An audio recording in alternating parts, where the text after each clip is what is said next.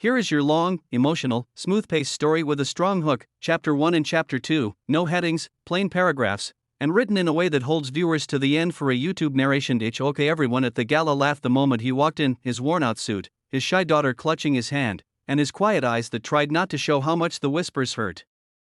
But not a single person in that glittering hall knew the truth. Before the night ended, the richest woman in the city would step forward, and her words would silence every voice in the room, rewriting his life forever. Chapter 1. Ethan never planned to attend the gala. Single dads didn't exactly belong in a ballroom filled with crystal chandeliers, million-dollar smiles, and gowns that cost more than he made in a year. But the invitation had arrived with a handwritten note from the charity organization his daughter Mia attended for after-school tutoring. "Families welcome," it said.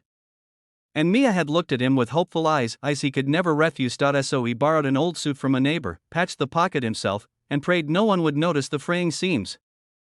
Mia wore a simple blue dress that she'd picked from a thrift store 2 years ago, but she'd spun around in it as if it sparkled. When they stepped into the ballroom, Ethan felt every stare like a needle.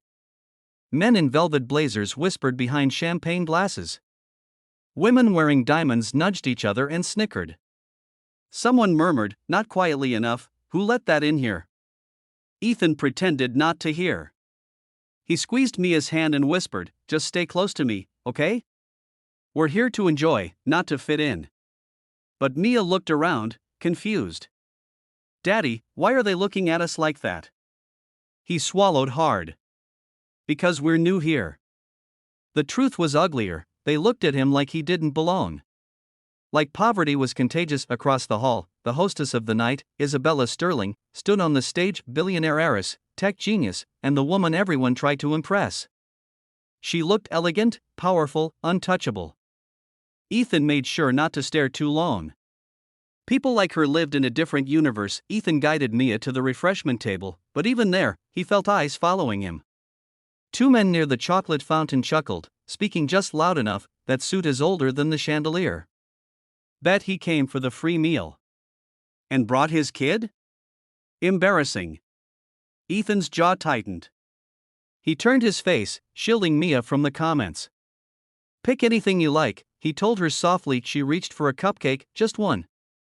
She was always careful, always considerate. And that broke him a little more. While trying to keep his dignity, Ethan accidentally knocked over a glass tower of water goblets. They crashed loudly, echoing through the hall. Silence followed, sharp, cruel, heavy. Then came the laughter. It rolled through the room like a wave, merciless and cold. People covered their mouths but didn't hide their amusement. Ethan bent down to help staff pick up the pieces, humiliation burning through his skin. Mia knelt beside him, whispering, "Daddy, it's okay," but it wasn't okay. Not for him. Not for her. When Ethan stood up again, he realized the entire ballroom was still staring, and then, from the stage, the billionaire hostess stepped down, heads turned. Murmurs spread. People straightened their posture, instantly nervous, because Isabella Sterling was walking directly toward the man everyone else had just mocked. Ethan's heart pounded. He didn't understand why she was coming. He didn't understand anything at all, but the moment she stopped in front of him, her eyes were soft, not condescending, not pitying, soft, and that terrified him even more. Chapter 2. Isabella knelt down, not before the crowd, not before the cameras, but before Mia, who still held her father's hand tightly. "That's a brave choice," Isabella said, pointing gently at the cupcake. "The blue sprinkles are the best ones." Mia blinked, surprised. "Really?" Isabella smiled warmly. "Absolutely." People around them shifted uncomfortably, their whispers fading. No one expected the most powerful woman in the room to give attention to the man they just laughed at. Isabella then rose to her full height and looked directly at Ethan. "I'm Isabella," she said. "And you are?" He tried to steady his voice. "Ethan. Ethan Cole." "Well, Ethan," she said loud enough for the room to hear, "thank you." He froze. "For what?" She turned gracefully to face the crowd, her voice carrying like a bell, "For reminding everyone here what this event is supposed to be about. Community. Support. Humanity. And most importantly, respect." Silence fell across the hall. Isabella continued, her tone sharper. "Tonight was meant to honor families who work hard, who sacrifice, who show strength every day. And yet some of you thought mockery was appropriate. She glanced around, and several guests lowered their eyes. If anyone should feel embarrassed right now, it isn't him.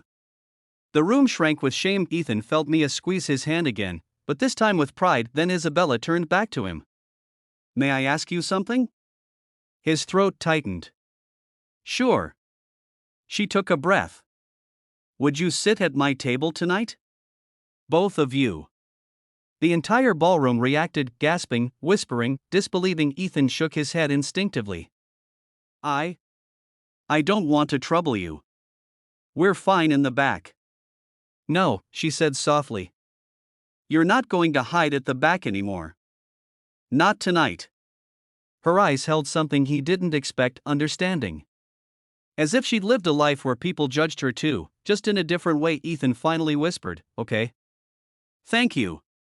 Isabella extended her hand and led them through the crowd. And something incredible happened. People parted for him. The same people who had mocked now stepped aside, awkward, humbled. At the table, Mia sat beside Isabella, who chatted with her like she was the most important person in the room. For once, Ethan didn't feel invisible.